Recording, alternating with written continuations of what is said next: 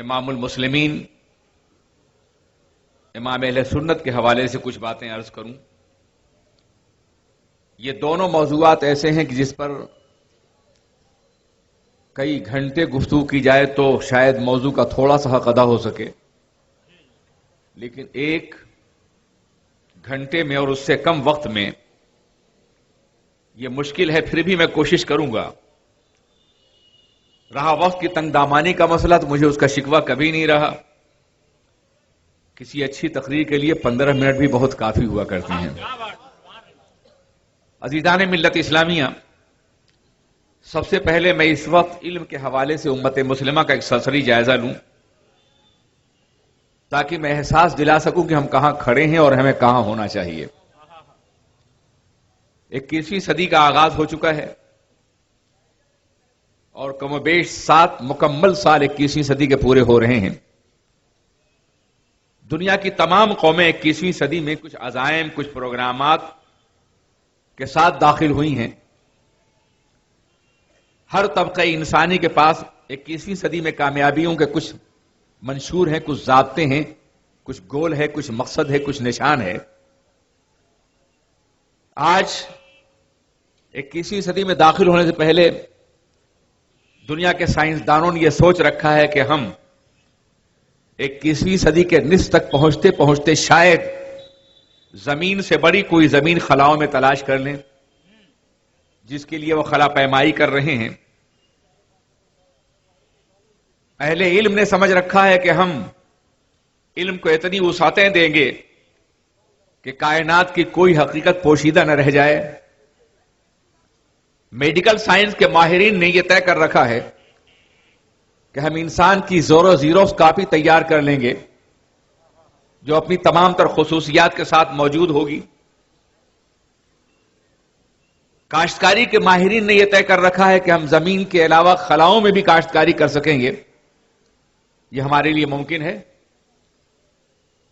ماہرین سیاسیات نے یہ سوچ رکھا ہے کہ ہم اپنی سیاست کی بنیاد پر پوری دنیا پر حکومت کرنے کے قابل ہو جائیں گے. ایک نظریہ ہوگا اور ایک نظام ہوگا جو پوری دنیا میں کارآمد ہوگا.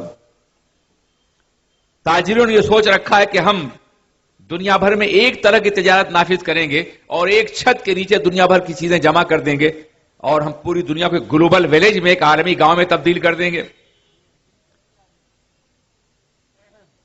ارباب مذاہب میں ایک مذہب کے ماننے والوں نے کہا ہے کہ ہم بہت جلد افریقہ کی غربت سے فائدہ اٹھاتے ہوئے پورے افریقہ کو کرسچینٹی کے دامن میں شامل کر لیں گے، مسلم افریقہ کو کرسچین بنا لیں گے. عزیزان ملت اسلامیہ، یہ منصوبے ہیں دنیا کے جو 21ویں صدی کے لیے ہمارے سامنے ہیں. مگر ہمارا منصوبہ کیا ہے؟ کیا 1 ارب 20 کروڑ مسلمانوں کی طرف سے بھی کوئی منصوبہ سامنے آیا ہے کہ ہم 21ویں صدی میں کیا کرنا چاہتے ہیں؟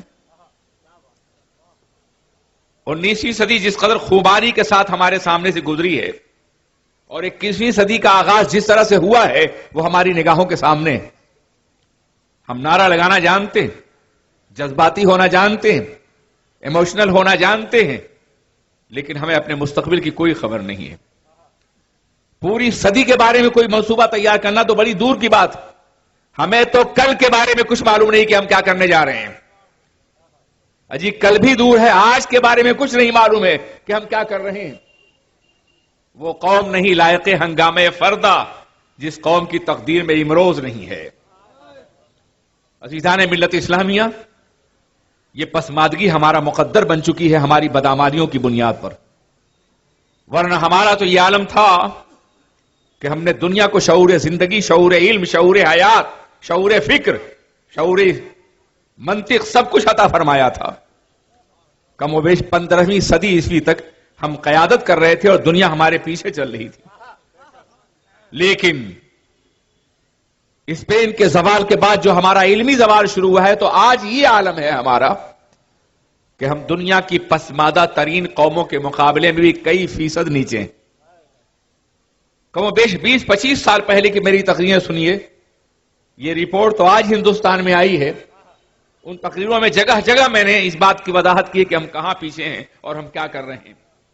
مگر ہماری قوم کا مزاج سمجھنے کے لیے تیار نہیں ہے اس لیے کہ وہ یہ سمجھتی ہے کہ ہم سب کچھ ہیں۔ عزیزان ملت اسلامیہ، میں آپ کو بتاؤں کہ ہماری علمی حالت کیا ہے، دنیا میں ہمارا علمی مقام کیا ہے۔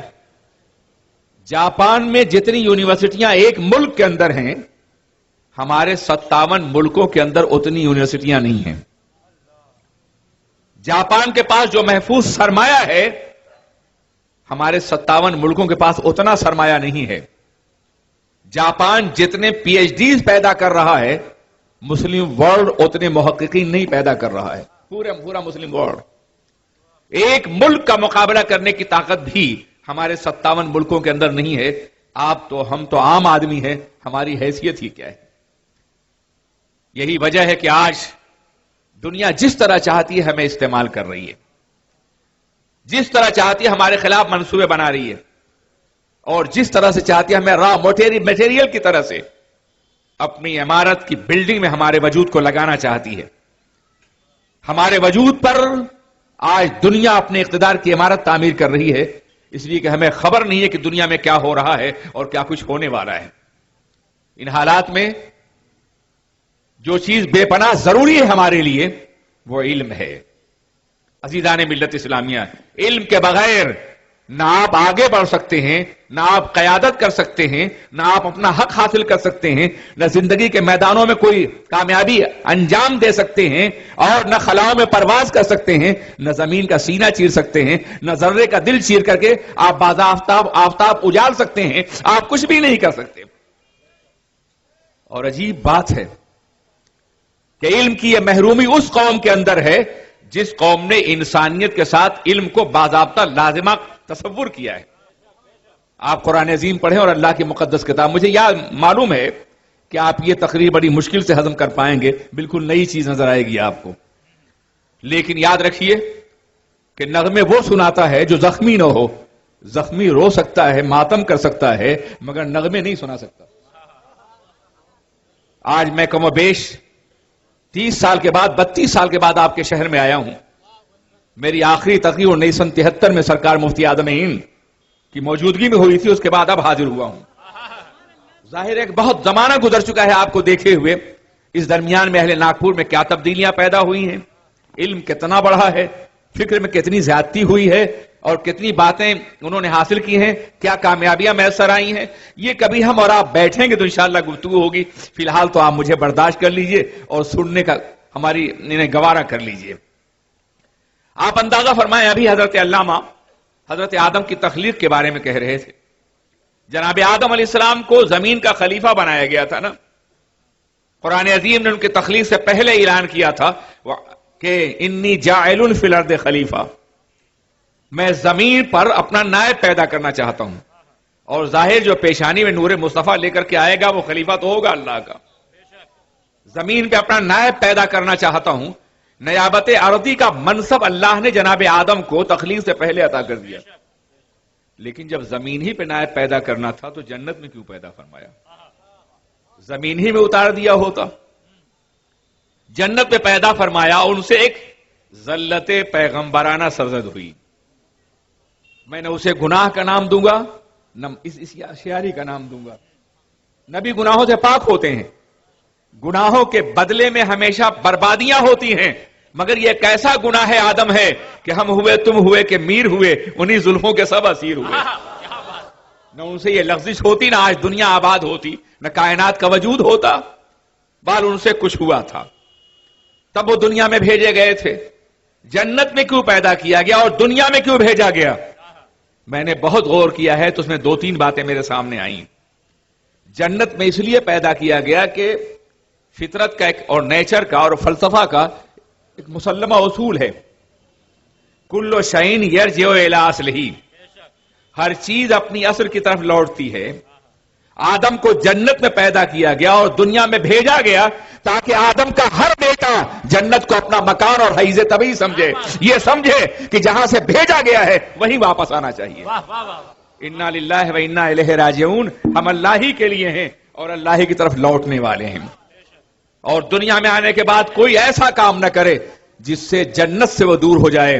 وہ آدمی ہے، آدم کا بیٹا ہے، جنت وراثت ہے آدمیت کی، جنت وراثت ہے انسانیت کی، جنت ملکیت ہے جناب آدم کی، جنت کی تخلیق آدم اور آدمیت کی رہائش کے لیے ہوئی ہے۔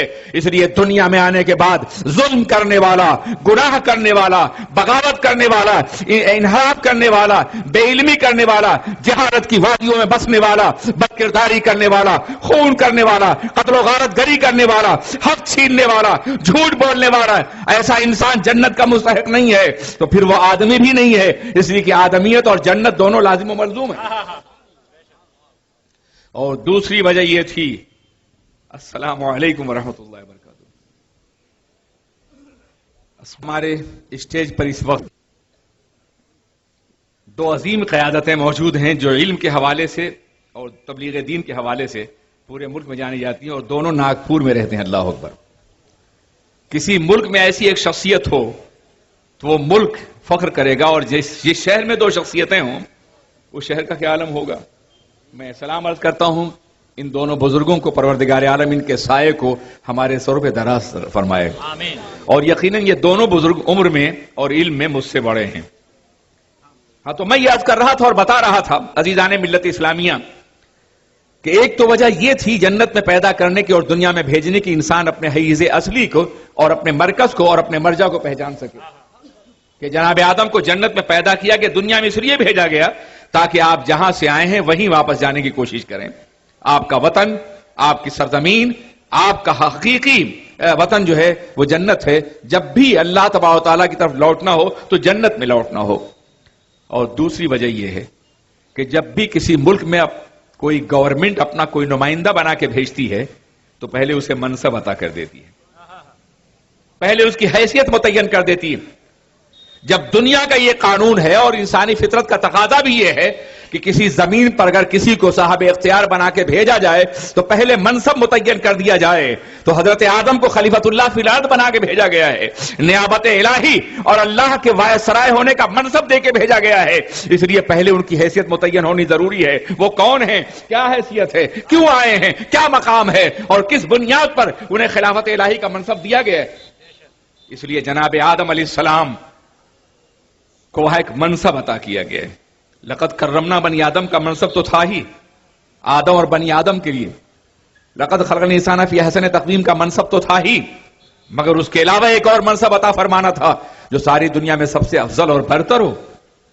عزیزان ملت اسلامی، ان کی پیدائش سے پہلے جب مشیت نے اعلان فرمایا انی جاعل فی الارض خلیفہ، میں زمین پہ اپنا نائب پیدا کرنا چاہتا ہوں، تو فرشتوں نے کہا تھا اتجعل فیہا، کہ پروردگار عالم کیا اس زمین پر کوئی ایسی مخلوق پیدا فرمائے گا جو فساد کرے اور زمین کو خون سے بھر دے؟ اس سے پہلے جنوں کا تجربہ ہو چکا تھا، وہ جانتے تھے جنہوں نے یہاں آنے کے بعد کیا کیا تھا۔ عزیزان ملت اسلامیہ، پتہ یہ چلا کہ جو زمین پر آنے کے بعد فساد برپا کرے اور زمین کے سینے کو خون سے داغدار کہے وہ آدمی نہیں ہو سکتا ہے، وہ مشیت کے اور منشا کے خلاف کام کر رہا ہے۔ عزیزان ملت اسلامیہ، اللہ نے فرمایا میں جو جانتا ہوں وہ تم نہیں جانتے ہو۔ ایک طرف انہوں نے یہ بات عرض کرنے کی کوشش کی تھی کہ جو زمین پہ خون اور فساد برپا کرے کیا تو ایسی مخلوق پیدا فرمائے گا، اور ایک طرف مشیت اس کے جواب میں علم پیش کر رہی ہے۔ پتہ یہ چلا کہ جہاں علم ہوگا وہاں خون نہیں ہوگا، جہاں علم ہوگا وہاں جبر نہیں ہوگا، جہاں علم ہوگا وہاں فساد نہیں ہوگا، جہاں علم ہوگا وہاں بے ایمانی نہیں ہوگی، جہاں علم ہوگا وہاں انسانیت اور منشیتا کے خلاف کوئی کام ہو ہی نہیں سکتا ہے۔ انی جاعل فی الارض خلیفہ، میں زمین پہ اپنی نیابت کے منصب کے حامل کو بھیجنے والا ہوں۔ جناب آدم علیہ السلام کو جواب میں علوم سکھا دیے گئے، وَعَلَّمَ الْآدَمَ أَسْمَاءَ كُلَّهَا، اسماء کو سکھایا گیا، اور یہ ہمارے علماء موجود ہیں، یہ گواہی دیں گے کہ اسماء کا وجود مسمیات کے بغیر ناممکن ہے۔ یعنی کوئی مسمى ہوگا تب تو اس کا کوئی اسم ہوگا، یہ ممکن ہی مسمى موجود نہ ہو اور اسم موجود ہو۔ اللہ تبارک و تعالیٰ نے اپنی قدرت کاملہ سے صبح قیامت تک جتنی چیزیں پیدا ہونے والی تھیں ان سب کا مشاہدہ جناب آدم کو کرایا بھی اور ان کا نام بھی بتا دیا گیا، اور صرف کرایا نہیں، ان کی حقیقتیں بتا دی۔ مفسرین نے لکھا ہے الاسماء و حقائقہا، پروردگار عالم نے اسماء کا علم بھی دیا اور ان کی حقیقتوں کا علم بھی دیا۔ قیامت تک جتنی بھی چیز، ذرے سے لے کے آفتاب تک، قطرے سے لے کے سمندر تک، جو بھی، یہاں تک کہ مفسرین تو ڈوئی اور چمچے کا بھی تذکرہ کیا ہے، تمام چیزوں کا علم انہیں سکھایا گیا جناب آدم علیہ السلام کو، اور پھر فرشتوں کے سامنے پیش کیا گیا، تم ان چیزوں کا علم رکھتے ہو؟ انہوں نے اعتراف کر، لا علم لنا الا ما علمتنا انک انت العلیم الحکیم، ہمیں تو کوئی علم نہیں، جو تو نے سکھایا ہے مولا اتنا ہی جانتے ہیں۔ اس کے بعد فرشتوں نے حکم دیا کہ آدم کا سجدہ کرو۔ عزیزان ملت اسلامیہ، آدم مسجود ملائک بن گئے، اس کی دو وجہیں ہیں، ایک وجہ تو علامہ نے بیان کیا کہ نور مصطفیٰ پیشانی میں ہے، اور دوسری وجہ یہ ہے کہ وہ علم اور فضل میں فرشتوں سے بڑھ کے تھے، اس لیے ان کا احترام یہ تھا کہ ان کا سجدہ کیا جائے۔ میرے عزیز ساتھیو، جناب آدم علیہ السلام علم سے نواز کر کے بھیجے گئے تھے۔ پتہ یہ چلا کہ آدمیت کا شرف رکھنے والا جتنا علم رکھے گا اتنا ہی اچھا آدمی کہلانے کا مستحق ہوگا، اور علم سے جتنا دور ہوتا جائے گا اسی قدر زیادہ وہ آدمیت کے منصب سے دور ہوتا چلا جائے گا۔ اب آئیے میں بتاؤں کہ صبح قیامت تک جو بھی انسان انکشاف کرے گا وہ علم آدم ہی کا پرتو ہوگا، اسی کی تجلی ہوگی۔ شاید نفسیات کا یہ نقطہ آپ جانتے ہوں گے کہ انسان کے لاشعور میں نامعلوم کتنی حقیقتیں پوشیدہ ہوتی ہیں، اور کبھی وہ لاشعور شعور بن کے ظاہر ہوتا ہے۔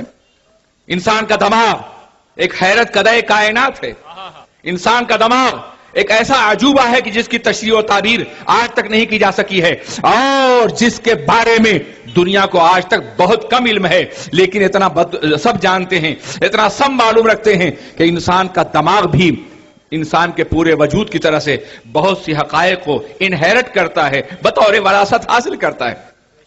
باپ کا چہرہ جیسا ہے بیٹے کا چہرہ ویسا ہے، باپ کی آواز جیسی ہے بیٹے کی آواز ویسی ہے، باپ کا قد و قامت جیسا ہے بیٹے کا قد و قامت ویسا ہے۔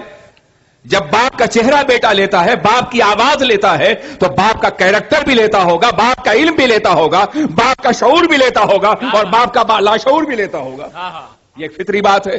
جناب آدم علیہ السلام کو تمام چیزوں کے حقائق کا علم دے دیا گیا، اور ان کے بیٹوں کو حکم دیا گیا، فطری طور پہ ان کے دل میں یہ بات ڈالی گئی، القاء ربانی یہ ہوا ہے تمام بیٹوں کو کہ آدم کو ہم نے سب کچھ بتا دیا ہے، اب تم آدم کا علم حاصل کرنا چاہو تو معلومات کو ترتیب دے کر کے مجہولات کو حاصل کرو۔ ایک ضابطہ دے گیا، ایک تحقیق کا ضابطہ، ریسرچ کا ضابطہ، انکشاف کا ضابطہ، عظمت انسانی کو آگے بڑھانے کا ضابطہ، ساری کائنات کو ترقیات سے بھر دینے کا ضابطہ۔ اگر تم آدمیت کے منصب کو حاصل کرنا چاہتے ہو تو معلوم قدروں کو، نون ریالٹیز کو اس طرح ترتیب دو کہ کچھ نئی حقیقتیں سامنے آئیں۔ اگر یہ صلاحیت نہ ملتی تو انسان آج بھی پتھروں کے دور میں ہوتا، آج بھی چخماق کے دور میں ہوتا، آج بھی جنگلوں کے دور میں ہوتا، لیکن آج انسان چاند پہ کمندیں ڈال رہا ہے، سورج کی شعاعوں کو گرفتار کر رہا ہے، زمان و مکان کو سطحوں کو سمیٹ رہا ہے، تو اس کی وجہ یہ ہے کہ آدم علیہ السلام کے علم کو آگے بڑھا رہا ہے، اپنے باپ کے بخشے ہوئے ورثے کو باضابطہ طور پہ انکشاف کے ذریعے سے دنیا کے سامنے پیش کر رہا ہے۔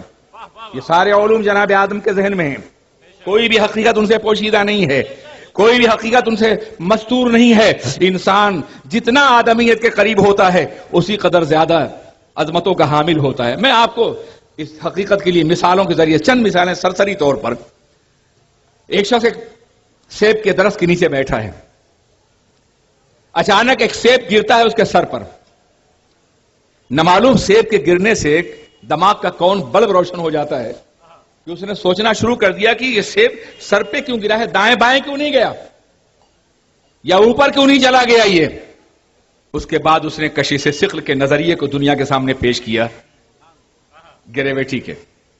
ایک سیب نے اس کے اوپر ایک حقیقت منکشف کر دی۔ آگے بڑھی، ایک شخص دریا کنارے بیٹھا ہوا پتھروں سے کھیل رہا ہے۔ آپ جانتے ہیں بچے کبھی کبھی دریا میں پتھر اس لیے پھینکتے ہیں کہ اس کی آواز کی نغمگی سے یا موسیقیت سے دلچسپی لے سکیں۔ ایک بچہ نہیں، ایک بوڑھا ہے، تجربہ کار آدمی ہے جو دریا کنارے پتھر پھینک رہا ہے، پتھر نہیں، پتھر پھینک رہا ہے اور پتھر ڈوبتا جا رہا ہے۔ اس کے بعد اس نے سوچا یہ پتھر، اس کا نغمہ جو ہے یہ بڑا لطیف نغمہ ہے، یہ کلاسیکل موسیقی لگتی ہے، میں کیوں نہ ایک بڑا لکڑی کا تختہ پھینک دوں کہ آج کی موسیقی بن جائے۔ سمجھا آپ نے؟ اس نے لکڑی کا ایک تختہ پھینکا، مگر اس نے دیکھا کہ لکڑی کا تختہ ڈوبا نہیں، نہ کوئی آواز، ایک چھپاکا ہوا اور لکڑی کا تختہ تیرنے لگا۔ آرکیمیڈیز، ارشمیدس، اس نے سوچا کہ اتنے ننھے ننھے پتھر ڈوب گئے، اتنا وزنی پتھر تختہ تیر رہا ہے، وجہ کیا ہے؟ اس نے کہا، ایک نظریہ ایجاد کیا کہ جو چیز پانی کی سطح کو جس قدر گھیرے گی اسی قدر پانی کے اوپر رہنے کی صلاحیت رکھے گی، جس کی بنیاد پر آج کروڑوں ٹن سامان لے کے جانے والے جہاز دنیا کی نگاہوں کے سامنے نظر آتے ہیں۔ آپ اندازہ کریں، ایک شخص روٹی پکا رہا ہے، چاول پکا رہا ہے یا جو بھی پکا رہا ہے، ہانڈی کو بھاپ اٹھا دیتی ہے، ڈھکن پہ کوئلہ رکھ دیتا ہے، اس کو بھی اٹھا دیتی ہے۔ اس نے اس کے بعد اندازہ کیا کہ بھاپ میں بڑی طاقت ہے، بظاہر لطیف ہے، یہ گرفت میں نہیں آتی، لیکن طاقت ایسی ہے کہ ڈھکن کو بھی اور لوہے کو بھی اٹھا دیتی ہے، پتھر کو بھی۔ اس کے بعد اس نے ریلوے کا انجن ایجاد کیا اور آج دنیا کے سامنے اس کی برکتیں موجود ہیں۔ عزیزان ملت اسلامیہ، اس طرح کتنی ہی مثالیں آپ دیکھ سکتے ہیں اور محسوس کر سکتے ہیں۔ ایک آدمی ہے گراہم بیل، جو باضابطہ طور پر یہ کوشش کرتا ہے کہ دو جھلی کے ٹکڑوں کو دھاگے میں پرو کر کے دو کناروں پہ رکھ کر کے آواز رسانی کام کرتا ہے، بچوں کی طرح سے اپنی بات دوسرے تک پہنچاتا ہے۔ اس نے محسوس کیا کہ اس کو اگر پھیلا دیا جائے تو ٹیلی فون کا ایک عظیم سسٹم بن جائے گا، اور آج وہ ٹیلی فون کا مجید قرار دیا جاتا ہے۔ میں عرض کرنا چاہتا ہوں، یہ علماء بیٹھے ہیں، محققین بیٹھے ہیں، میری بات کی تائید کریں گے کہ جب تک کسی چیز کا وجود کہیں نہ ہو اس کو دریافت نہیں کیا جا سکتا۔ دریافت کرنے کے لیے، انکشاف کے لیے باضابطہ کسی چیز کا وجود ہونا ضروری ہے۔ اگر ذہن انسانی میں، اگر دماغ انسانی میں یہ چیزیں موجود پہلے سے نہیں تھیں، یعنی باضابطہ سیب کے ذریعے سے گریویٹی کا وجود حاصل کر لینا اور تحقیق کر لینا، یا پانی کے پھیلاؤ کا، یا دوسری چیزیں اگر دماغ انسانی میں پہلے سے موجود نہیں تھی تو تحقیق کہاں سے کی گئی، یہ انکشاف کہاں سے ہوا، یہ بات دنیا کے سامنے کیسے آئی؟ پتا چلا علم آدم کا ورثہ دماغ میں موجود تھا، انسان نے تحقیق کی اور حاصل کر لیا۔ وَعَلَّمَ آدَمَ الْأَسْمَاءَ كُلَّهَا، حضرت آدم کو تمام حقیقتوں کے نام سکھائے گئے۔ یہی وجہ ہے کہ قرآن پاک کے اولین طلبہ، قرآن پاک کے اولین تلامذہ، قرآن پاک کو اولین طور پر پڑھنے والے لوگوں نے کم و بیش 1000 سال تک دنیا کی علمی اور فکری قیادت کی تھی۔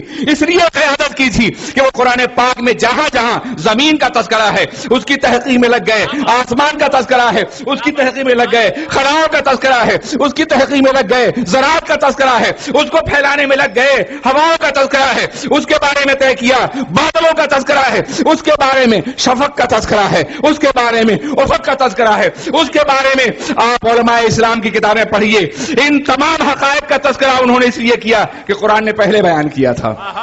لیکن جب سے قرآن پاک کی حقیقی ہدایات سے ہم محروم ہوئے ہیں، اس کے بعد سے ہمارا یہ عالم ہے کہ ہم تو دنیا سے پیچھے ہو گئے۔ آج ہمارے علم کا یہ عالم ہے کہ ہم دنیا سے نہ صرف یہ کہ تجربے اور مشاہدے میں پیچھے ہیں، بلکہ دنیا سے ہم اپنے لازمی اور علوم کے بارے میں پیچھے ہیں۔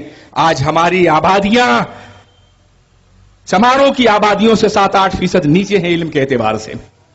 یہ اس لیے ہوا ہے کہ ہم نے قرآن کو چھوڑ دیا ہے، اسلام کے نظام تعلیم اور نظریہ تعلیم کو چھوڑ دیا ہے، اسلام کے تربیتی نظام کو چھوڑ دیا ہے۔ یہ جلسہ نوجوانوں نے کیا ہے، نوجوانوں کا مستقبل تعلیم سے وابستہ ہے، نوجوانوں کا مستقبل علم سے وابستہ ہے، نوجوانوں کا مستقبل اور اس کی کامیابیاں اور مستقبل کے سارے امکانات علم سے وابستہ ہیں۔ اس لیے میں اس پہ زور دے رہا ہوں۔ اسلام میں اتنی علم کی اہمیت ہے کہ پہلے انسان کو علم دے کے پیدا کیا گیا، مشاہدہ دے کے پیدا کیا، علم اور مشاہدے کو دونوں ساتھ ساتھ دیا گیا، یعنی اسما کا علم بھی دیا گیا اور اسما کا مشاہدہ بھی کرایا گیا۔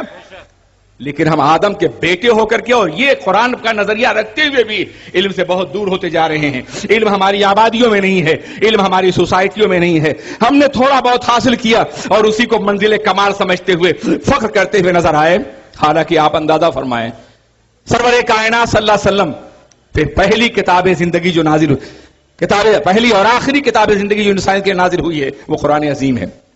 قرآن عظیم کی پہلی آیت کریمہ، پہلی وحی پاک اقرا ہے، پیغمبر پڑھیے، ریڈ۔ آپ اندازہ فرمائے کہ جس پیغمبر کو پہلی آیت اقرا پڑھیے دی گئی، اسی پیغمبر کے ماننے والے پڑھنے سے ناواقف ہیں۔ یہ المیہ ہے یا نہیں ہے؟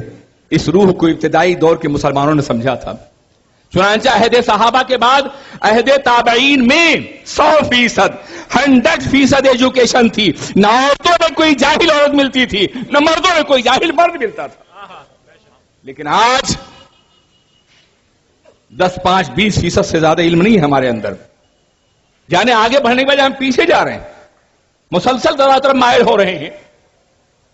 دنیا میں قوموں کو آواز دینے کے لیے اور اپنے کسی نظام کو متعارف کرانے کے لیے مختلف داعیات ہیں, مختلف چیزیں ہوتی ہیں جن کے ذریعے سے دنیا کو اپنے قریب کیا جاتا ہے. مثال کے طور پر ایک سیاسی لیڈر جب یہ دیکھتا ہے کہ ہمارے ملک پر, ہماری زمین پر دوسروں قبضہ ہو گیا ہے, تو وہ ایموشنل بلیک میلنگ کرتا ہے, اپنی زمین اور ملک کے نام پر وہ لوگوں کو ابھارتا ہے, بغاوت کرتا ہے, حکومتوں کو الٹ دیتا ہے. آپ نے انگریزوں کو اسی طرح بھگایا ہے. دنیا کے دوسرے ملکوں میں آزادی اسی طرح حاصل ہوئی ہے. پیغمبر اعظم کے زمانے میں بھی یہ مواد موجود تھا, یہ داعیہ موجود تھا. پورا جزیرۃ العرب 2 سپر پاورز کے قبضے میں تھا, روم اور ایران کے. شام کا علاقہ, اردن کا علاقہ, یمن کا علاقہ رومیوں قبضے میں تھا, عراق کا علاقہ اور اس کے اور ایسے ہی نجد کا علاقہ یہ ایرانیوں قبضے میں تھا. پیغمبر اعظم معاذ اللہ اگر کوئی سیاسی لیڈر ہوتے تو صاف صاف کہتے آؤ اپنے ملک سے ہم باہر والوں کو بھگا دیں, یہاں سے روم کو بھی نکال دیں اور ایران کو بھی نکال دیں جو صدیوں تک ہماری لاشوں پہ اپنے اقتدار کی عمارت تعمیر کرتے رہے ہیں. مگر قسم خدا کی اللہ کے رسول نے ایسی کوئی بات نہیں کی. وہ سیاست والے نہیں تھے, پولیٹیکل لیڈر نہیں تھے, وہ پیغمبر اعظم تھے, خاتم النبیین تھے, انتخاب خداوندی تھے, مصطفیٰ تھے, ساری کائنات میں سب سے افضل تھے. اس لیے انہوں نے جو اعلان فرمایا وہ یہ تھا کہ نہ عرب کو دیکھو نہ عجم کو دیکھو, میں ایک کتاب کی طرف دعوت دے رہا ہوں, کتاب سے وابستہ ہو جاؤ تو ہماری سوسائٹی کے ممبر بن جاؤ گے. سبحان اللہ. اتر کر ہرا سے سوئے قوم آئے اور ایک نسخہ کیمیا ساتھ لائے. پتا چلا کہ اللہ کے رسول نے سب سے پہلی چیز جو آپ کے سامنے پیش کی ہے وہ کتاب پیش کی ہے. جس نبی پر وحی نازل ہوئی تو اقرا کہا گیا, اور جس نبی نے دنیا کو دعوت دی تو کتاب کے ذریعے سے دعوت دی. آج اسی قوم نبی کے ماننے والے نہ قاری ہیں نہ صاحب کتاب رہ گئے. کہاں سے آپ آگے بڑھ سکیں گے؟ کیسے زندگی میں کوئی مقام آپ پیدا کر سکیں گے؟ ہے کتاب کا علم آپ کو؟ کیا اقرا کے مفہوم کو آپ سمجھتے ہیں؟ المیہ یہ ہے کہ مکہ مکرمہ میں جب اللہ کے رسول پیدا ہوتے ہیں تو صرف 17 افراد لکھنا جانتے تھے. 17 گن کر کے بتایا ہے مورخین نے, 17 افراد. مگر قسم خدا کی جب میرے آقا نے پردہ فرمایا ہے تو 1 لاکھ سے زیادہ افراد کے ہاتھوں میں قلم عطا فرما دیا تھا. سبحان اللہ. سبحان اللہ. اس لیے عطا فرمایا تھا, قرآن نے کہا تھا نون والقلم وما یسطرون. قرآن نے قلم کی قسم یاد فرمائی ہے, مگر آج ہمارے ہاتھوں میں قلم نہیں ہے, آج ہمارے ہاتھوں میں تحریر نہیں ہے. آج تو عالم یہ ہے کہ دنیا ہمیں جو پڑھا دیتی ہے اندھے بہرے بن کے پڑھ لیتے ہیں, جو دنیا جو لکھتی ہے اسے مان لیتے ہیں. نہ قلم ہمارے ہاتھوں میں رہ گیا ہے نہ کتاب ہمارے ہاتھوں میں رہ گئی. ہم نے اسلام کو کب سمجھا ہے؟ اسلامی حقائق کو کب جاننے کی کوشش کی ہے؟ اسلام کا ہم نے کب مطالعہ کیا ہے؟ آپ اندازہ فرمائیں کہ کیا دنیا میں ایسا بھی کوئی بادشاہ, کوئی تاجدار, کوئی حکمراں, کوئی فاتح ملا ہے جس نے علم کو جنگ کا فدیہ قرار دے دیا ہو؟ علم کے ذریعے سے جنگ کا فدیہ. جنگ میں جو لوگ آتے ہیں وہ قتل کرنے کے لیے آتے ہیں. جنگ میں دشمن آتا ہے آبادیاں تباہ کرنے کے لیے, آبادیاں برباد کرنے کے لیے. اور بدر میں جو لوگ آئے تھے وہ تو رسول کے چراغ نبوت کو بجھانے کے لیے آئے تھے. ابو جہل نے کہا تھا کہ ہم مدینے سے مسلمانوں کو بوروں میں باندھ کے اٹھا لائیں گے. ایسے حالت میں کتنے بڑے دشمن تھے جو اسلام کی شمع بجھانا چاہتے تھے, جو چراغ نبوت کو. مگر جب وہ قیدی بن کر کے آئے تو قید کا فدیہ یہ تھا, جنگ کا فدیہ, کہ انہوں نے اللہ کے رسول نے فرمایا جو تم نے پڑھا لکھا ہے ہمارے 10 بچوں کو پڑھانا سکھا دے, وہ آزاد کر دیا جائے. کیا تاریخ انسانی میں اس سے بڑھ کر کے کوئی اہمیت ملے گی علم کی؟ وہ دشمن جو قاتل بن کر کے آیا ہے اس دشمن سے علم حاصل کیا جا رہا ہے. پیغمبر اعظم سرور کائنات نے فرمایا کہ تم چین بھی جانا چاہے تو علم حاصل کرو. ظاہر ہے ہر علم دینی علم ہے. اگر خدا کو مان کے حاصل کیا جائے, نبی کی نبوت کا اقرار کر کیا جائے تو ہر علم دینی علم ہے. وہ سائنس کا علم ہو, فلسفے کا علم ہو, منطق کا علم ہو, فلکیات کا علم ہو, کوئی بھی علم ہو, وہ علم دینی بن جاتا ہے جب اللہ پر اعتماد کر کے اور نبی کی نبوت کو مان کے حاصل کیا جائے. کوئی علم دنیاوی علم نہیں ہے. میرے آقا نے تفسیر خود فرمائی ہے, العلم و علمان, علم الابدان و علم الادیان. علم 2 طرح کے ہیں, بدن کا علم اور دین کا علم. دین کا علم آپ جانتے ہیں، بدن کا علم وہ سارا علم ہے، زراعت کا علم ہو، تجارت کا علم ہو، کاروبار کا علم ہو، ثقافت کا علم ہو، معاشرت کا علم ہو، سوشیالوجی کا علم ہو، جوہری قدروں کا علم ہو، فزکس کا علم ہو، یہ سارے علم الابدان میں ہیں اور رسول پاک نے اس کی طرف توجہ دلائی ہے۔ مگر ہماری قوم کہاں ہے؟ کتنے لوگ ہیں جو علم حاصل کرتے ہوئے نظر آتے ہیں؟ میں پوری دنیا میں گھومتا ہوں، بے پناہ افسوس ہوتا ہے آج ہندوستان دماغوں کو پوری دنیا میں سپلائی کر رہا ہے۔ میں سلیکن ویلی امریکہ گیا، میں نے وہاں جا کر کے دیکھا، میں نے ہزاروں ہندوستانیوں کو باضابطہ کمپیوٹر کے شعبے میں کام کرتے ہوئے دیکھا، لیکن چند مسلمان ہی مجھے نظر نہیں آیا۔ اسی طرح دنیا میں ہر جگہ عالم ہے۔ آج کینیڈا میں بے شمار افراد جا رہے ہیں جو پروفیشنلز ہیں، جو تجربہ رکھتے ہیں، جو اسکلز رکھتے ہیں، مگر ہمارے افراد جاتے ہوئے نظر نہیں آتے، ان کے پاس کچھ ہے ہی نہیں ہے۔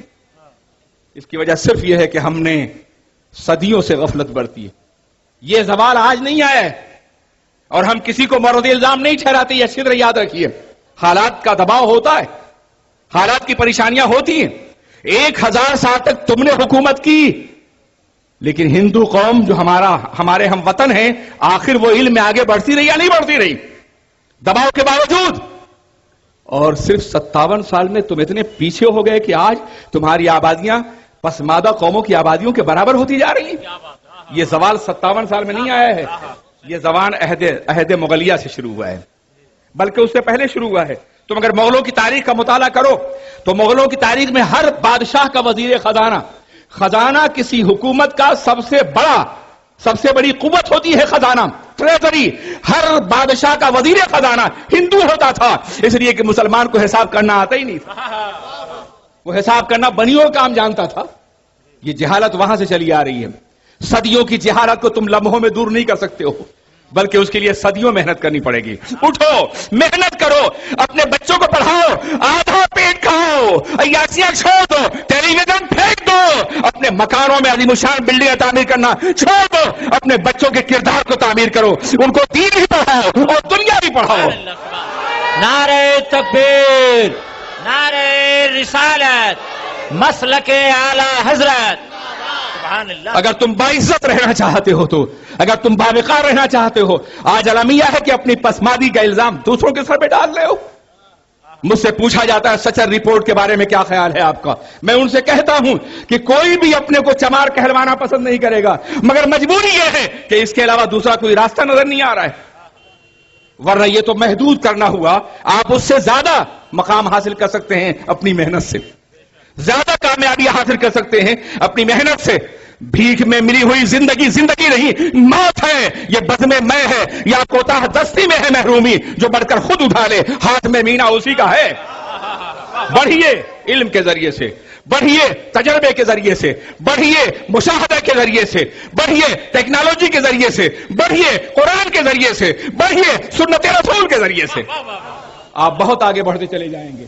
میں 32-33 بلکہ اور زیادہ زمانہ گزر کے آیا ہوں، ممکن ہے آئندہ 32-33 سال کے بعد دوبارہ کبھی آنا ہو، لیکن میں ایک پیغام دے دینا چاہتا ہوں کہ سرور کائنات کے حیات طیبہ دیکھی، یہ علماء بیٹھے ہیں۔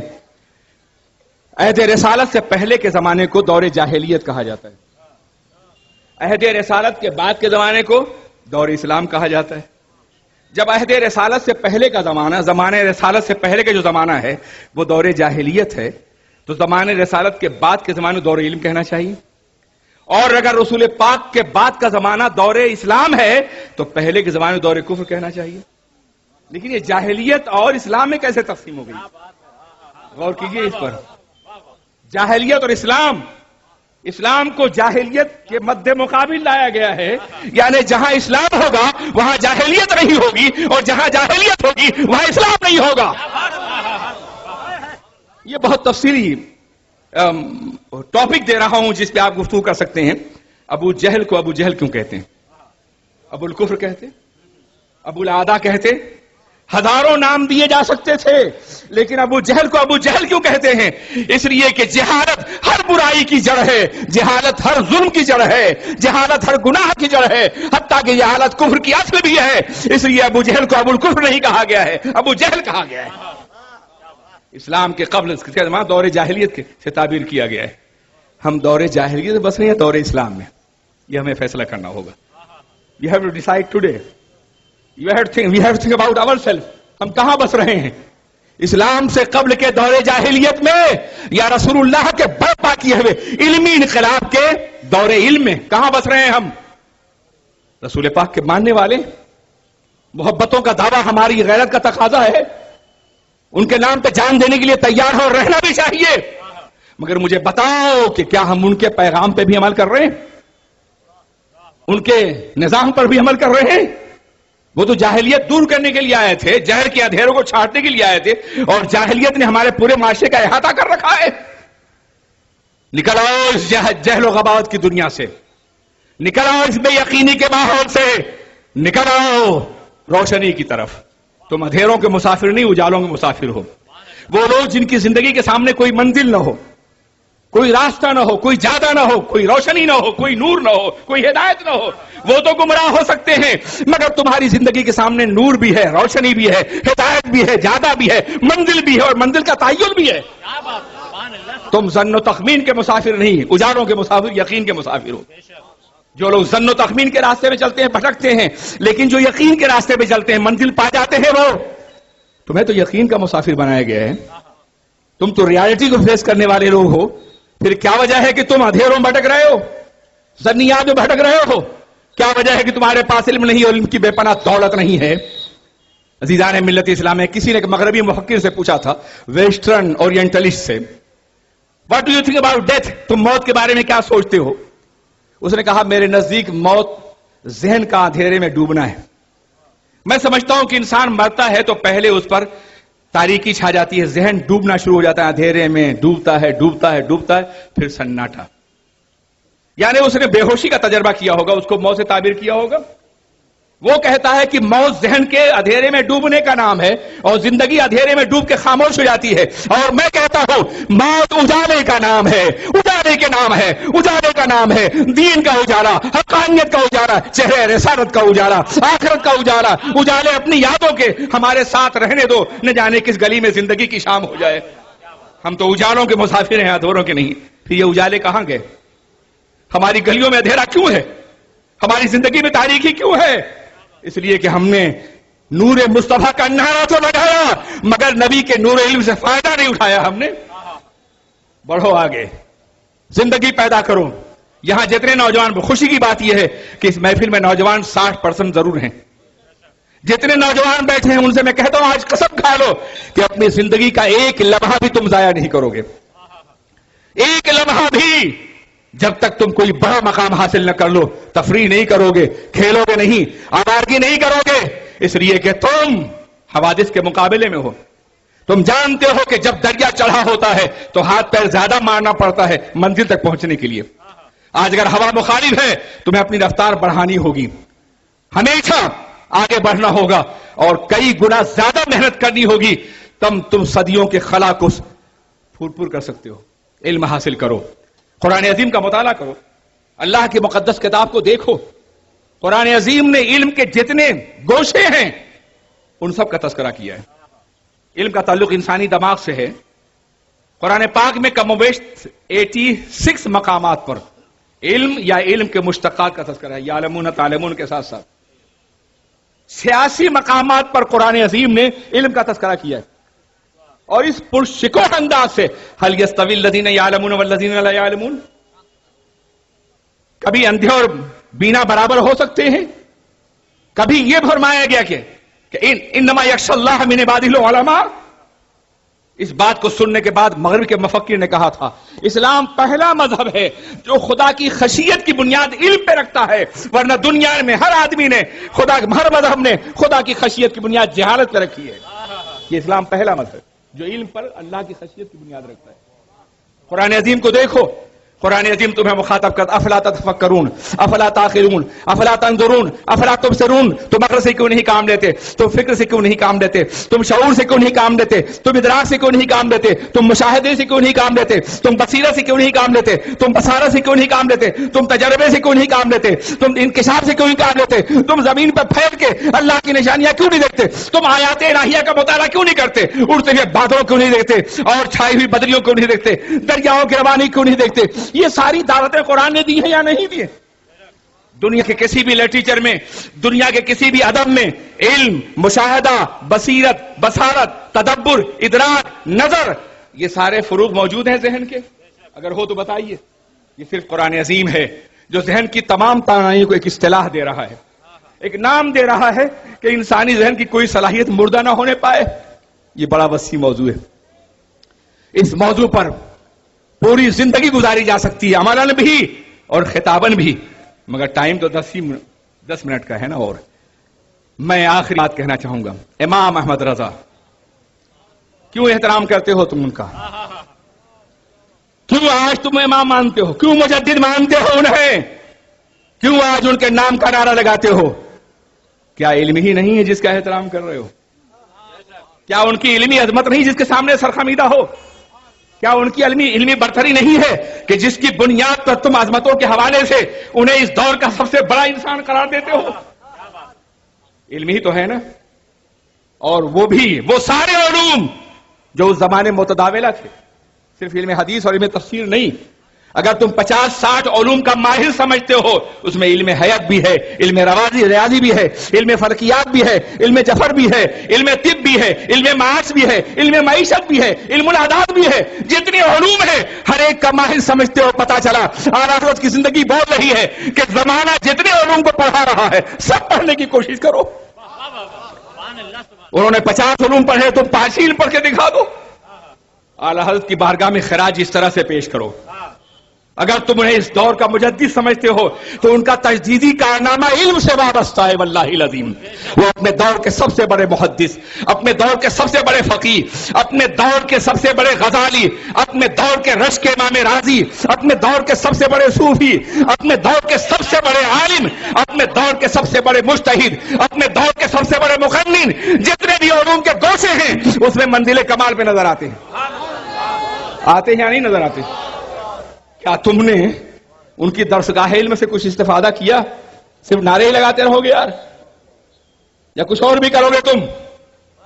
اگر تم ان کے علم ہی سے استفادہ کرتے تو علم کی آج یہ محفل تم اعلیٰ حضرت کی بارگاہ میں خراج علم پیش کرنا چاہتے ہو تو واللہ العظیم تمہارے لیے بے پناہ ضروری ہے کہ تم دنیا کے ساتھ دین کا بھی علم حاصل کرو، اور دین کے ساتھ دنیا کا بھی علم حاصل کرو۔ اعلیٰ حضرت نے 50-60 علوم جو حاصل کیے تھے وہ دین کی خدمت کے لیے حاصل کیے تھے۔ ہر علم دین کا خادم ہے۔ آج تم فلکیات کا مطالعہ کرو تو اللہ کی قدرت نظر آئے گی، آج تم معاشیات کا مطالعہ کرو اللہ کی قدرت نظر آئے گی، آج تم اگر زمین پہ درختوں کا مطالعہ کرو باٹنی کا، اللہ کی قدرت نظر آئے گی۔ ہر جگہ اللہ کے جڑوں کو دیکھنے کے لیے تم پڑھو گے اللہ کی معرفت حاصل ہوگی، دوسرے پڑھیں گے گمراہ ہو جائیں گے۔ پڑھو، کوئی بھی جاہل نہ رہنے پائے، اس شہر میں کوئی جاہل نہ رہنے پائے، اس شہر میں کوئی پسماندہ نہ رہنے پائے۔ بھوکے رہو مگر پڑھو، اس لیے کہ ہمارے اسلاف نے بھوکے رہ کر کے پڑھنے کا شعور دیا ہے دنیا کو۔ درجنوں اولیاء کرام ایسے ہیں جو پیٹ بھر کھانا نہیں کھاتے تھے مگر چمکے تو علم کا آفتاب و مہتاب بن کے چمکے۔ خلیل نحوی ہیں، مامون روٹی کا ٹکڑا لے کے آتا ہے جب پڑھ رہا ہے حضور کھا لیے، دسترخوان لے کے آتا ہے، جیب سے روٹی کا ٹکڑا نکالتے ہیں اور کہتے ہیں جب تک مامون کے پاس یہ ہے، جب تک خلیل نحوی کے پاس یہ ہے، اس وقت تک ہارون رشید کے دسترخوان کی کوئی ضرورت نہیں ہے۔ فاقہ کرتے تھے، علم حاصل کرتے تھے۔ آج تم عیاشیاں کرتے ہو اور علم حاصل نہیں کرتے ہو، تفریحات کرتے ہو علم حاصل نہیں کرتے ہو، پوری راتیں جاگ کے گزارتے ہو، مطالعہ کر کے نہیں، تفریح کر کے، تاش کھیل کے، جوا کھیل کر کے، درد پی کر کے۔ کہاں جا رہے ہو تم؟ کیا منزل ہے تمہاری؟ کیا مقام ہے تمہارا؟ میں اپنے کس نقصیر کو پیش کروں تمہارے سامنے؟ میرے عزیز ساتھیو، امام اہل سنت کے علم کے گوشوں پر نظر ڈالی جائے تو خود ایک مستقل موضوع ہے، اور میرے امام تو میرا موضوع رہے، موضوع حیات بھی رہے ہیں اور موضوع گفتگو بھی رہے ہیں۔ پوری دنیا میں ان کی حیات کے حوالے سے بولتا رہا ہوں میں۔ آج آپ نے موقع دیا تھا مگر وقت نہیں ہے۔ میرے امام کا یہ عالم ہے۔ ایک مثال تم دیکھو، علم حدیث کے بارے میں، فقہ کے بارے میں، دوسرے علوم کے بارے میں گفتگو ہوتی رہے گی۔ ایک مثال، اورنگزیب عالمگیر نے فتاوی عالمگیری مرتب کری فرا ہندیہ، 300 سے لے کے 500 تک علماء اس کی ترتیب میں لگے ہوئے تھے، اور عالم یہ تھا کہ بڑے بڑے وظائف تھے وزیروں کے برابر۔ ان وظائف کے ساتھ ہر عالم کے ساتھ ایک نوکر ہوتا تھا جو دعوات میں روشنائی ڈالتا تھا اور قلم دیتا تھا۔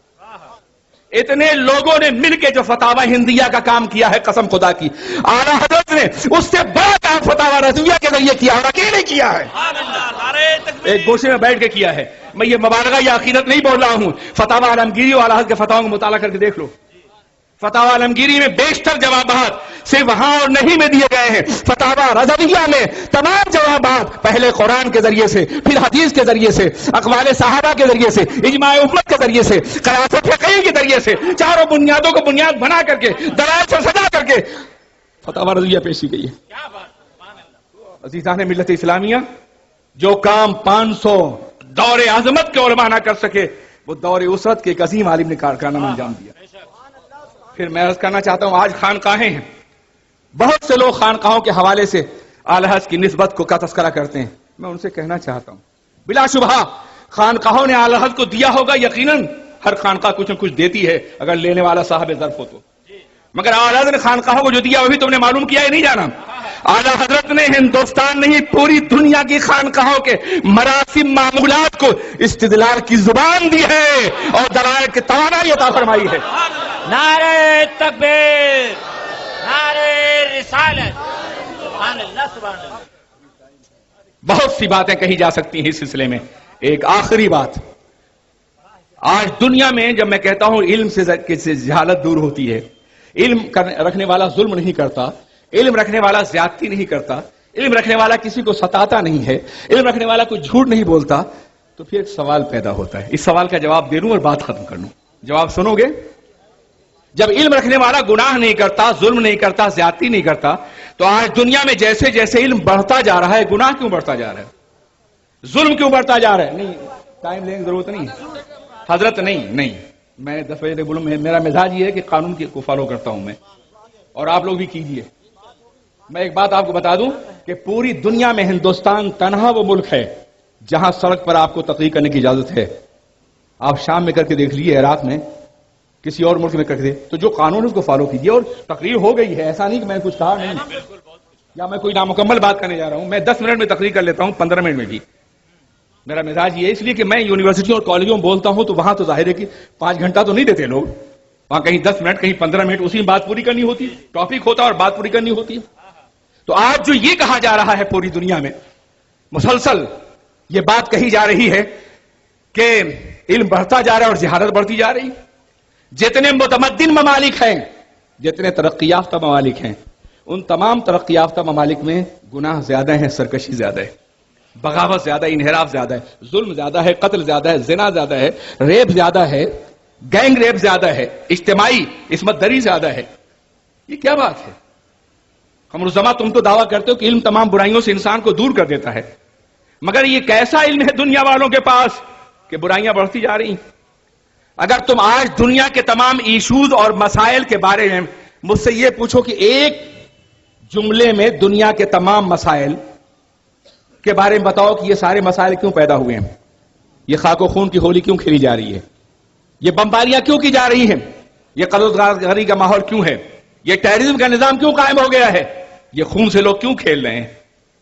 قرآن تو نظام رحمت ہے، قرآن تو کہتا ہے جس نے ایک انسان کو قتل کیا پوری انسانیت کو قتل کیا اس نے، اور جس نے ایک انسان کو بچایا پوری انسانیت کو بچایا اس نے۔ پھر یہ سب کچھ کیوں ہو رہا ہے؟ مسلم ملکوں میں کیوں ہو رہا ہے؟ بیرونی طاقتیں کیوں کر رہی ہیں یہ سب کچھ؟ کیا وہ پڑھے لکھے لوگ نہیں؟ جب پڑھے لکھے لوگ ہیں تو انہیں ہمدردی کی بات کرنی چاہیے، پیار کی، ظلم کی نہیں۔ وہ سائنسدان جو بڑے بڑے ایٹم بم بنا رہے ہیں پڑھے لکھے لوگ نہیں؟ وہ لوگ جنہوں نے باضابطہ طور پہ ہیروشیما اور ناگاساکی بم برسائے، کیا وہ پڑھے لکھے لوگ نہیں تھے؟ جو بغداد اور افغانستان کو ملبے میں تبدیل کر رہے ہیں، کیا وہ پڑھے لکھے لوگ نہیں؟ اگر علم تمام مسائل کا حل ہے تو پڑھی لکھی دنیا میں ظلم کیوں پایا جاتا ہے؟ جو رشوت لیتے ہیں پڑھے لکھے لوگ نہیں ہیں، جو چوری پہ آمادہ کرتے ہیں پڑھے لکھے لوگ نہیں ہیں، جو پیسہ لے کے قاتل کو چھڑا دیتے اور مجرم کو معصوم کو سزا دلوا دیتے ہیں وہ پڑھے لکھے لوگ نہیں؟ جو بڑی بڑی تجارتیں کر کے لوگوں کا حق مارتے ہیں پڑھے لکھے لوگ نہیں؟ جو گلوبلائزیشن کے ذریعے سے ایک بہت بڑی تجارتی منڈی بنا کر کے، بہت بڑی دکان، بہت بڑا شاپنگ مال بنا کر کے ہزاروں چھوٹے کاروباریوں کو تباہ کر دیتے ہیں، وہ پڑھے لکھے لوگ نہیں؟ جو پوری دنیا کا سرمایہ گھسیٹ کر کے چند ہاتھوں میں منتقل کر لیتے ہیں پڑھے لکھے لوگ نہیں ہیں؟ جو تیسری دنیا کے وسائل کو قبضہ پہ کرنا چاہتے ہیں پڑھے لکھے لوگ نہیں ہیں؟ جو غریبوں کی منڈیوں کو تباہ کر کے اپنے محل بنا رہے ہیں، کیا پڑھے لکھے لوگ نہیں ہیں؟ تم کہتے ہو کہ علم کے ذریعے سے برائی ختم ہوتی ہے، مگر پڑھے لکھے لوگ تو یہ ساری برائیاں کرتے ہیں، بلکہ پڑھے لکھے لوگ ہی کرتے ہیں۔ غریب بیچارہ اور جاہل بیچارہ کیا کرے گا؟ اس کو تو موقع ہی میسر نہیں۔ عزیزان ملت اسلامیہ، یہیں سے اسلام کے نظریہ علم اور دنیا کے نظریہ علم کا فرق معلوم ہوگا۔ یہ ایک ایسی بات ہے جس پہ تم مدتوں فخر کر سکتے ہو کہ اسلام نے علم کا تعلق اور علم کا رشتہ دین سے جوڑ رکھا ہے۔ اس لیے مصطفیٰ کا دیوانہ اگر علم حاصل کرتا اور خلاؤں میں پرواز کرتا تو وہاں سے آگ نہیں پھول برساتا، اس لیے کہ نبی کی رحمت یہ گوارا نہیں کرتی کہ تم کسی پہ ظلم کرو اور کسی پہ زیادتی کرو۔ اس لیے مسلمانوں، آج دنیا تباہی کی طرف بڑھ رہی ہے۔ کسی دیوانے کی ایک انگلی اگر غلط پڑ جائے تو دنیا آدھے گھنٹے میں ایٹم بم کے ذریعے سے تباہ ہو سکتی ہے۔ اس دنیا کو بچا سکتے ہو تو رسول پاک کے نظام کے ذریعے تم بچا سکتے ہو، بشرطے کہ ایٹمی توانائیاں اور خلائی پروازیں تمہارے ہاتھ میں ہوں۔ تم کبھی انسانوں پہ ظلم نہ کرو گے، تم کبھی کسی پہ زیادتی نہ کرو گے، اس لیے کہ جس رسول نے یہ فرمایا ہے کہ ارحموا من فی الارض یرحمکم من فی السماء، زمین والوں پہ تم رحم کرو، آسمانوں کا خالق تم پر رحم کرے گا۔ وہ تمہیں اجازت نہیں دے گا وہ دین کہ تم ایسے اسلحے بناؤ کہ لوگوں کو مارو، لوگوں پہ زیادتیاں کرو۔ پھر اسلام کا دوسرا نظریہ یہ ہے کہ اپنے نفس کو کنٹرول کرو، اپنی ڈیزائر کو پابند کرو، اپنی خواہشات کو پابند کرو۔ آج دنیا میں جتنا ظلم ہو رہا ہے خواہش کی بنیاد پر ہو رہا ہے، خواہش بے لگام ہو گئی ہے۔ کوئی طاقتور بننا چاہتا ہے تو کمزوروں پہ کی لاش پہ بنتا ہے، کوئی عمارت تعمیر کرنا چاہتا ہے تو کمزوروں کی لاش پہ کرتا ہے، اور کوئی اقتدار کو 4 سال اور طویل دینا چاہتا ہے تو کمزوروں کی لاش پہ کرتا ہے۔ تم یہ دیکھ رہے ہو آگ اور خون کا یہ کھیل ہر جگہ اس لیے ہے کہ انسان اپنی خواہش پہ کنٹرول نہیں کرتا، مگر اسلام جو نظریہ تعلیم دیتا ہے اس میں محبت انسانی بھی موجود ہے اور خواہشات پہ کنٹرول بھی ہے۔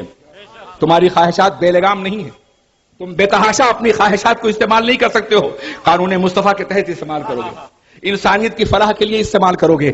عزیزان ملت اسلامیہ، یہ وہ نظریہ تعلیم و تربیت ہے جس کی بنیاد پہ، اور یہ نظریہ قرآن نے دیا ہے۔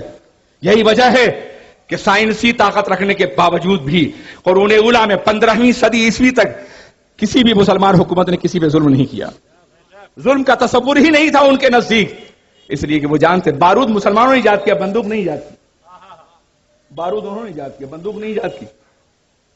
آپ اندازہ فرمائیں، جہاز رانی مسلمانوں کی ایجاد ہے مگر سبمرین ایجاد نہیں کی انہوں نے۔ شاید آپ کو معلوم، کولمبس امریکہ کا دریافت کرنے والا کولمبس، یہ اسپین کے مسلمان جہاز رانوں کا شاگرد تھا۔ یہ المیہ ہے کہ 1492 میں اسپین میں مسلمانوں کی حکومت ٹوٹتی ہے اور 1492 میں امریکہ دریافت ہوتا ہے۔ اگر اسپین کا سوال نہ ہوتا تو آج امریکہ مسلمانوں کا ملک ہوتا۔ یہ ہمارا علمی سوال ہے، سنبھل جاؤ، خدا کے واسطے سنبھل جاؤ، پڑھو، دنیا کا علم بھی حاصل کرو اور قرآن کا علم بھی۔ وما علینا الا البلاغ۔